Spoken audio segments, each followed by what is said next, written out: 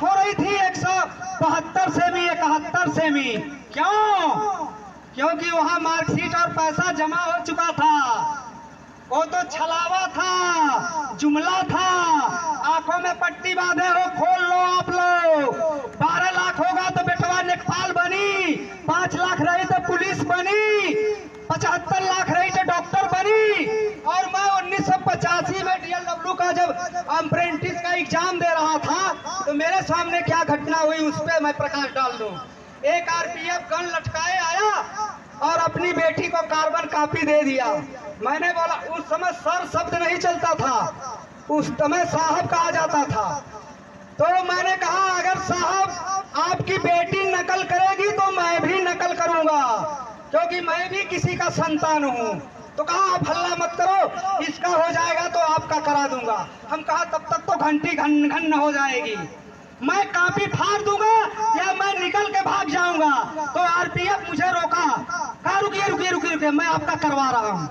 तब तक मेरे मित्रों, नौजवान साथियों, माताओं बहनों, कार्बन कॉपी वाला तो निकल के मेरिट बना लिया, पास हो गया, सर्विस DLW में पा गया, लेकिन मैं ऐसी भटकता रहा।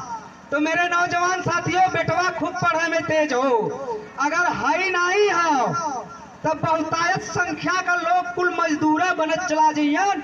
चाहे आप जौन बा कॉन्वेंट में पढ़ा ले, और चाहे नर्सरी में पढ़ा ले, और चाहे प्राइमरी में पढ़ा ले। वोट एक हो और शिक्षा 3 प्रकार की। क्यों? क्योंकि लुटेरों का देश है, गुंडों का देश है। शिक्षा एक होनी चाहिए। आज जिस प्राइमरी स्कूल में मास्टर 70,000 रुपया वेतन पाता है, उस प्राइमरी स्कूल में वह मास्टर अपने बेटे को नहीं पढ़ाता, क्योंकि जानता है कि यहाँ शिक्षा नहीं होती, यहाँ खाना का धुआं सुनाया जाता है, जो लकड़ी जलती है, मिट्टी भोजन जो बनता है।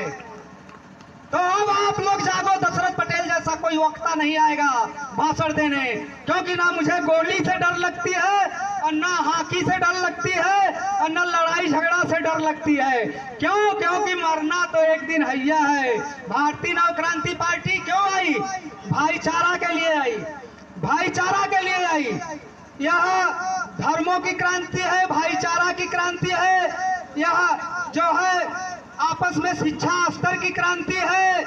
तो यह क्रांति सबसे प्रेम भाव की क्रांति है। और 1857 में क्रांति हुई थी, खूनों से लथपथ क्रांति। तो यह वह क्रांति नहीं है, यह क्रांति आई है आपको रोजगार देने के लिए। आपको अगर मनबढ़ लोग सता रहे हैं तो उनका फन कुचल देने के लिए। अगर थानों में दलाली हो रही है तो उन दलाली करने वाले पुलिसों की, अफसरों की जो है वर्दी उतरवार देने के लिए। तो मेरे नौजवान साथियों, एकजुट होने की जरूरत है। और इस धरती पर, इस बिमौरी के धरती पर, ब्यासपुर के धरती पर अगर मुझे पुनः मौका मिलेगा तो मैं आप लोगों के साथ फिर अपनी विचार साझा करूंगा।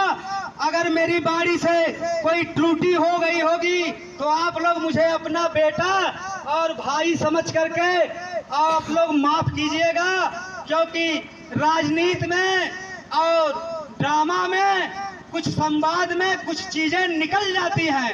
तो उन सब चीजों को आप लोग माइंड मत कीजिएगा। मैं स्टेज से नीचे आऊंगा, सब मेरे लिए भैया प्रणाम, चाचा प्रणाम, माई प्रणाम, बहन प्रणाम। तो मेरे पास समय कम है, हमारे राष्ट्रीय अध्यक्ष जी को वापस दिल्ली जाना होगा और प्रदेश अध्यक्ष जी को वापस लखनऊ जाना होगा।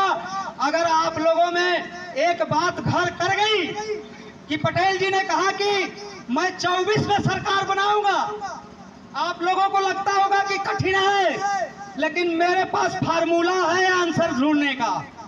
अगर इतना यहाँ की जितनी जनता है, इन्होंने आज यह आवाज उठा दिया कि दशरथ ने सही कहा, हर घर में नौकरी चाहिए, हर घर में रोजगार चाहिए, हर घर में स्वास्थ्य चाहिए, हर घर में जो है विकास चाहिए, और हर माताओं बहनों के लिए सुख सुविधा चाहिए, और गांजा दारू जो है बंद होना चाहिए। तो उस पर अगर आप लोगों ने आवाज उठा लिया तो यह सरकार यहाँ की जनता की होगी।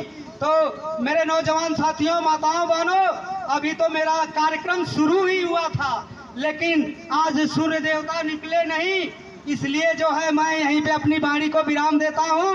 अब हमारे और शीर्ष स्तर के जो नेता लोग हैं वो आप लोगों को अपनी विचार साझा करेंगे, और मैं इसी के साथ आवाज देता हूँ, आप लोग जिंदाबाद जिंदाबाद कहिएगा।